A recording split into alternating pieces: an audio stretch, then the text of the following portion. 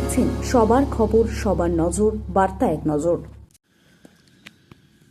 15 বছরে বেআইনি পুকুর ভরাট সহ খোঁড়া হবে বলে জানান বিধায়ক। আজ বিকেলে সপ্তগ্রাম বিধানসভার অধীনে বাঁশবেড়িয়া পৌরসভায় প্রশাসনিক আধিকারিকদের নিয়ে ঘণ্টাখানেকের বেশি সময় বৈঠক করলেন সপ্তগ্রাম বিধানসভার নবনির্বাচিত বিজেপির বিধায়ক স্বরাজ ঘোষ। তিনি বেরোনোর সময় ওনার হাতে দেখা যায় যে বেশ কিছু কাগজের বান্ডেল এবং ফাইল। তিনি সাংবাদিকদের মুখোমুখি হয়ে বলেন, 15 বছরে তৃণমূল সরকার আসার পর বেআইনিভাবে যত পুকুর ভরাট হয়েছে তা আবার পুনরুদ্ধার করা হবে এবং বেআইনি যত ফ্ল্যাট এবং বাড়ি রয়েছে তাদের ভাঙা হবে। পথশ্রী ও আমাদের পর আমাদের সমাধানের কাজের মাধ্যমে দুর্নীতি হয়েছে কিনা তা বলে আরো বিধায়ক কি বলছেন শুনুন।